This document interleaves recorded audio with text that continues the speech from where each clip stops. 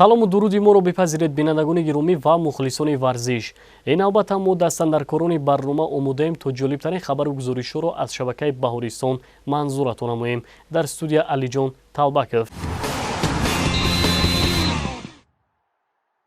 Кумитаи иҷроияи Иттиҳодияи ҷаҳонии гӯшини шаҳри Бишкеки Қирғизистонро ба ҳайси мезбони мусобиқаи интихобии олимпӣ ки рӯзҳои 27 ва 29 март баргузор мешавад тасдиқ намуд. Дар мусобиқа варзишгароне ки аллакай рохати бозиҳои олимпии соли 2020 дар Токиоро доранд, иштирок карда наметавонанд. Дар ҳар як дараҷаи вазнҳо ду рохат дода мешавад. Ҳамчунин варзишгарон дар мусобиқаи интихобии олимпии ҷаҳонӣ ки аз 30 апрел то 3 май дар Софияи Булғористон доир мегардад, барои ба даст овардани рохатҳо ба Олимпиадаи Токио 2020 талош мекунанд. Дар ин мусобиқа низ дар ҳар вазн ду рохат дода мешавад. Яъне гӯшингироне ки ҷойҳои якуму дуввумро мегиранд, соҳиби рохат мешаванд. Зимнан варзишгарони тоҷик дар қаҳрамонии Осиё оид ба гӯштини варзишӣ, гӯштини озод ва гӯштини юнониву румӣ ки дар Деҳлии Ҳиндустон доир гардид, 4 медал, 2 нуқра ва 2 бинеҷӣ ба даст оварданд. Медалҳои нуқра аз рӯи гӯштини тарзи озод ба Ҳикматулло Воҳидов ва Муҳаммад Икромов мутааллиқ аст. Искандари Рустам дар сабқати гӯштини озод дар вазни зери 97 кило медали биринҷӣ ба даст овард. Дар мусобиқаи гӯштини юнону румӣ медали дигари биринҷиро Мубинҷон Аҳмадов ба даст овард. Як гурӯҳ варзишгарони наврасро ки аз мусобиқаи байналмилалӣ байни наврасони кишварҳои Осиёи марказӣ дар шаҳри Хуҷанди вилояти Суғ доир гардид, дар фурудгоҳи шаҳри Душанбе омӯзгорон ва волидон самимона истиқбол гирифтанд. Варзишгарони тоҷик хонандагони мактаби байналмилалии президентӣ буда, онҳо дар ҳайати 14 нафар ва як мураббӣ дар ин сабқати варзишӣ аз санаи 20 то 25 феврали соли равон ширкат намуданд. тавре масъулин иброз доштанд, дастаи варзишгарони тоҷик дар ин қувваозмоӣ 5 бозӣ анҷом доданд, ки аз онҳо 3 ғалаба, 1 мусовӣ ва 1 бохт мебошад. маҳз маҳорати баланди футболбозои навраси тоҷик буд, ки дар миёни варзишгарони дигари ҷумҳурӣ ба гирифтани мақоми дуюм ва ҷоми мусобиқа шарафёб шуданд. оянда умедворем ки тамринҳои худро зиёд карда дар мусобиқаҳои байналмилалӣ парчами кишвари худро баланд вардорем. ҳаракат мекунем ки бештар машқҳои дастаҷомона гузаронем ва дар мусобиқаҳо иштирок намоем. бояд гуфт ки дар ин мусобиқа дастаҳо аз ҷумҳуриҳои Қазоқистон, Узбекистон, Қирғизистон ва Тоҷикистон иштирок намуда, таи 5 рӯз миёни ҳам сабқат намуданд. рақибони мо аз давлатҳои Узбекистон, Қазоқистон ва Қирғизистон буда, мо бо онҳо қувваозмоӣ карда, ба онҳо бозии хуб нишон додем ва сазовори ҷои дуюм шудем. ва ман мехоҳам ки ин гуна мусобиқаҳо бисёр гардад ва парчами кишвари худамонро баланд бардорем. иштироки футболбозои наврас дар чунин мусобиқаҳои бонуфуз имкон медиҳад ки наврасони ҷавонони кишвари мо боз ҳам машқу тамринҳоро зиёдтар намуда, дар дигар бозиҳо низ хубтару беҳтар ширкат варзанд. узви гурӯҳи ди марҳилаи ҷоми Конфедератсияи футболи Осиё 2020 ба пуррагӣ муайян гардид. ҳамакнун дар марҳилаи гурӯҳи мазкур ду даста аз Тоҷикистон, Истиқлол ва Хуҷанд, як дастаи аз Туркманистон, Олтин Асир ва Дордои Қирғизистон бозӣ мекунанд.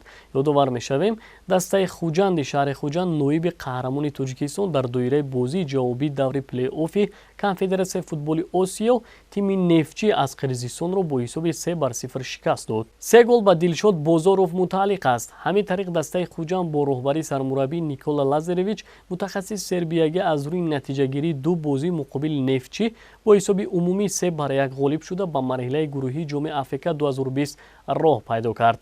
бозиҳо дар ин гурӯҳ 11 март шурӯъ мешаванд.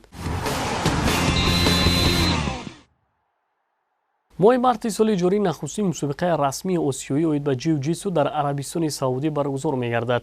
ҳамзамон дар моҳи апрел ташкили чемпионати ҷаҳон дар назар аст. хотирнишон мекунем ки дастпараварони Федератсияи миллии ҷиу-ҷитсуи ҷумҳурӣ дар соли гузашта аз мусобиқаҳои осиёиву ҷаҳонӣ ва байналмилалӣ 13 медали тилло, 10 нишони нуқра ва 9 медали биринҷиро ба хазинаи варзишии тоҷик оварданд. идомаи мавзӯъ дар сюжети таҳия намудаамон. нахустин мусобиқаи байналмилалӣ оид ба ҷиу-ҷитсу дар соли сипаришуда дар Аморати Муттаҳидаи Араб баргузор шуда буд, ки Тоҷикистонро танҳо як варзишгар намояндагӣ кард.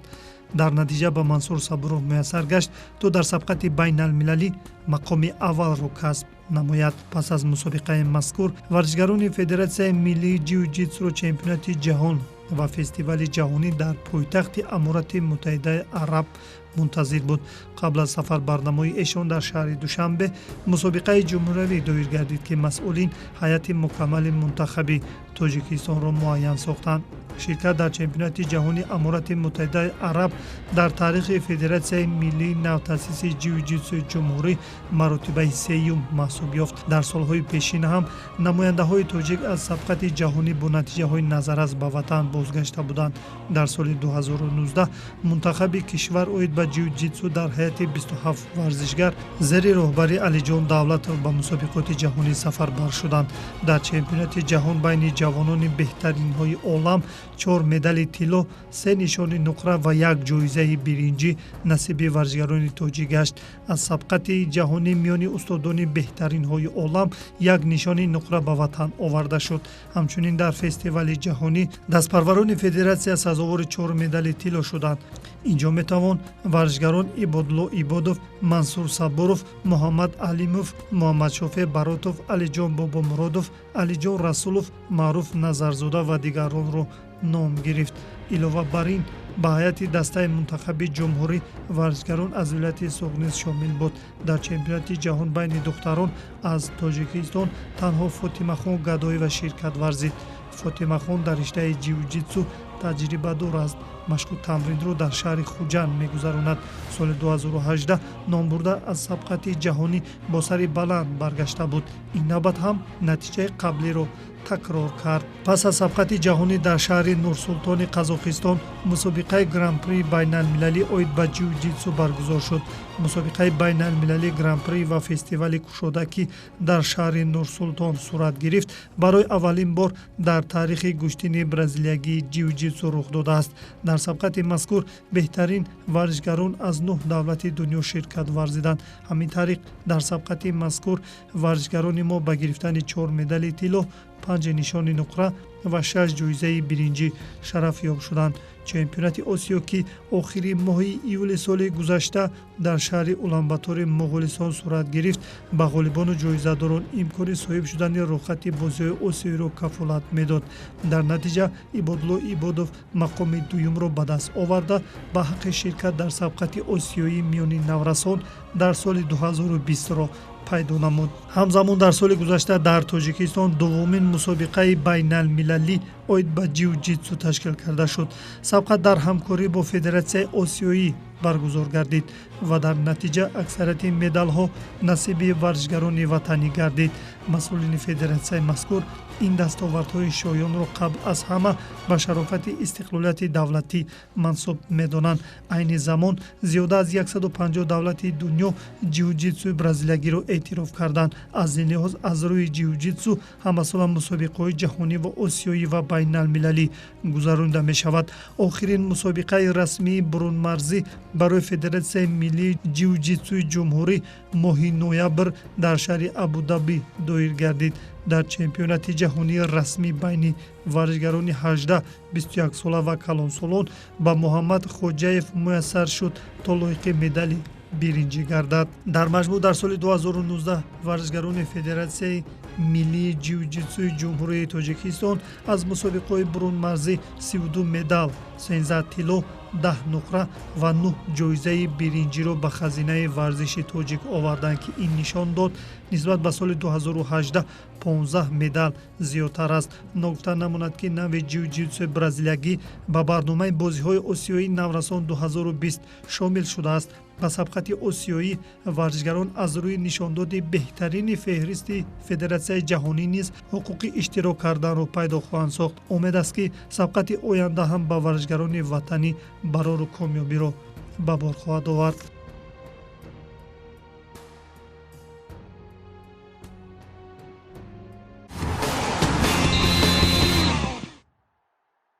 варзишгарони тоҷик дар мусобиқаи интихобии олимпии осиё уқёнус оид ба бокс ки рӯзҳои 3 ва 11 март дар пойтахти Урдун Аммон баргузор мешавад ширкат хоҳанд кард. дар мусобиқаи мазкур ки аз рӯи 13 дараҷаи вазнҳо 8 вазн миёни мардон 5 вазн миёни бонувон сурат мегирад, 250 варзишгар аз 40 кишвар барои 63 рохат 41 рохат миёни мардум ва 22 рохати олимпӣ миёни занон талош меварзанд. баъдан мусобиқаи ҷаҳонии интихобии олимпӣ рӯзҳои 13 ва 24 май дар Парижи Фаронса баргузор мешавад. дар мусобиқаи ҷаҳонии интихобӣ низ вобаста ба вазнҳо варзишгароне ки ҷойҳои аз 3 то 5-ро мегиранд соҳиби рохат мешаванд. ба ҳайати дастаи мунтахаби бокси Тоҷикистон 12 варзишгар дохил аст ки аз он 8 нафарро мардум ва 4 нафари дигарро бонувон ташкил медиҳад. далер қурбонов устоди варзиш оид ба теннис аст. мафсуф нозикиҳои ин нави варзишро ба кӯдакону наврасон дар қасри теннис меомӯзонад. чун ҳаво сард аст, варзишгарон омодагиро ба мавсими нав дар қасри теннис мегузаронанд. аслан қасри теннис дар шаҳри Душанбе ба макони ба вуя расонидани варзишгарони лаёқатманд табдил ёфтааст, чаро ки аз толори мазкур чандин теннисбозони наврас ҳунару истеъдоди хешро дар мусобиқаҳои байналмилалии кишварҳои Ӯзбекистону Қазоқистон ва Малайзия бо муваффақият санҷиданд. тибқи маълумот соли равон дар ҷумҳуриямон ташкили як қатор мусобиқаҳои байналмилаливу минтақавӣ оид ба теннис ба нақша гирифта шудааст. инҷо метавон сабқати ҷоми Федератсияи байналмилалии теннис ва мусобиқаи анъанавии байналмилалӣ барои дарёфти ҷоми президенти ҷумҳурии Тоҷикистон ки аз тарафи Федератсияи байналмилалӣ тасдиқ шудааст ном гирифт. асосан теннис дар Тоҷикистон таъриху пайдоиш ва анъаноти миллии худро дорад ки ҳанӯз соли 1929 бозии теннис ба роҳ монда шуд. бо мурури замон ин намуди бозӣ мақбули кӯдакону наврасон гардид ва дар минтақаҳои мухталифи кишварамон мактабҳои он созмон дода шуд. гузарондани мусобиқаи байналмилалӣ оид ба теннис ҳам ба таъриху пайдоиш ва анъаноти хоси он заминаи мусоид фароҳам овард, зеро маҳз дар даврони соҳиб истиқлол гаштани мамлакатамон майдони тобистонаи теннис бунёд карда шуд. мусобиқаи байналмилалӣ барои дарёфти ҷоми президенти Тоҷикистон байни наврасон дар таърихи теннис нақши муҳим бозид. аслан мусобиқоти мазкур дар соли 2005 бо ташаббуси сарвари давлат ифтитоҳ ёфт ки ҳадафи мусобиқа бештар тарғибу ташвиқи теннис, такмил додани дараҷаи тахассусии варзишгарон, ҳарчи бештар сафарбар намои онҳо берун аз марзи ватан ва ривоҷ додани дӯстиву рафоқат байни наврасони миллатҳои гуногун маҳсуб меёбад. шурӯъ мекунем бо ин варзишгарон аз гарм кардани бадан. вақте гарм кардани бадан, баъд аз гарм кардани бадан ки бошад, ба шурӯъ мекунем аз техникаи теннис. яъне варзишгарони наврас бояд аввалин дараҷа техникаро омӯзанд, техникаи теннис. вақте ки техникаи теннисро ки омӯхтанд, ба онҳо бозӣ кардани теннис осон мешавад.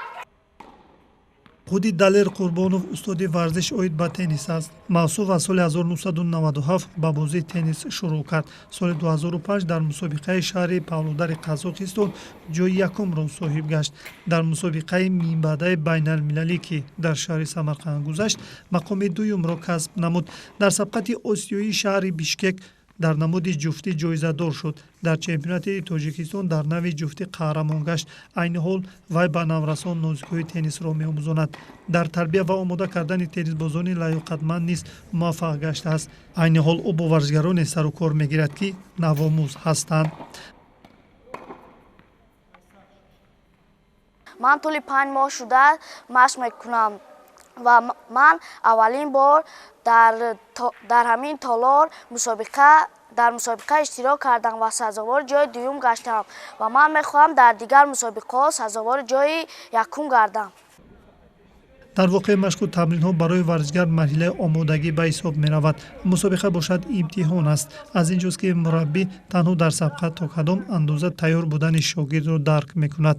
дар мусобиқаи анъанавии байналмилалӣ теннисбоздухтарони тоҷик хуб бозӣ карданд. аслан бигирем бозии теннис дар назар хеле осон менамояд, вале ин тавр набуда аз варзишгар меҳнати зиёдро тақозо медорад.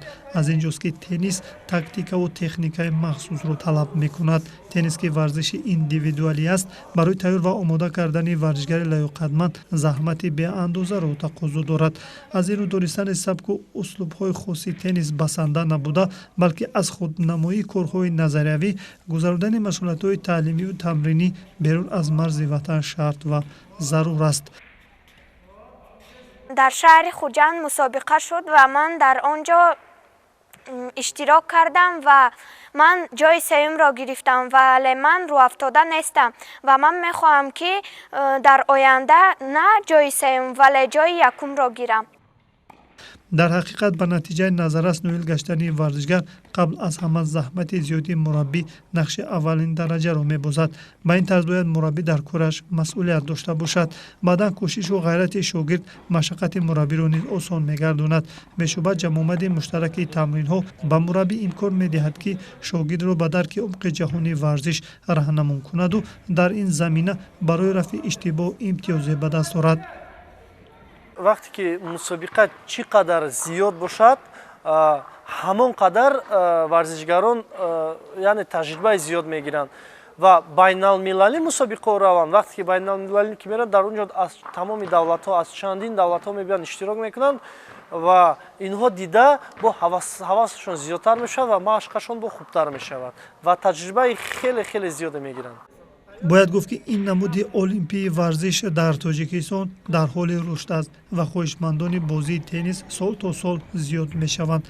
ضمناً حالا در کوچه کرموف شهر دوشنبه مجمع اونیورسالی ورزشی بنیاد می‌یابد که دارای تالارها و میدانهای گوناگون ورزشی میباشد. از جمله 7 میدان آموزشی تنیس، هر یک 150 جای نشست و قصر تنیس 3000 جای نشست دارند. میدان و میدانچه های تنیس هم برای آموزش این نمود المپی به خواهشمندان و هم برای مسابقه های محلی و بین المللی پیش بینی شده‌اند.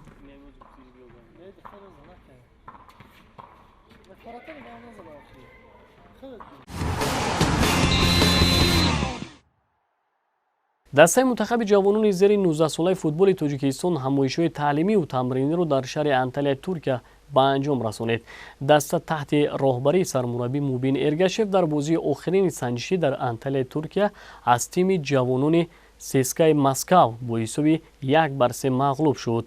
گل یگانه منتخب جوانان تاجیکستان را اسماعیل جان علی مردانوف به ثمر رسانید. از این پیش فوتبالبازان جوان تاجیک در انتالیا اولین بازی سنجشی را مقابل منتخب جوانان گروزیستان با حساب مساوی 0-0 انجام داده. در بازی دوم از باشگاه ویبورگ دانیا با حساب 0-4 شکست خوردند. سپس در بازی سوم بر دسته جوانان اسپارتاک مسکو با حساب 3-2 و در بازی چهارم بر تیم کیفیوم روسکیله از دانیا با حساب 2-1 غالب شدند. باید گفت که جمع آمد تعلیمی و تمرینی در ترکیه یکی از مرحله‌های آمادگی منتخب جوانان تاجیکستان به قهرمانی آسیا 2020 محسوب می شود که از 14 تا 31 اکتبر در ازبکستان دایر می گردد.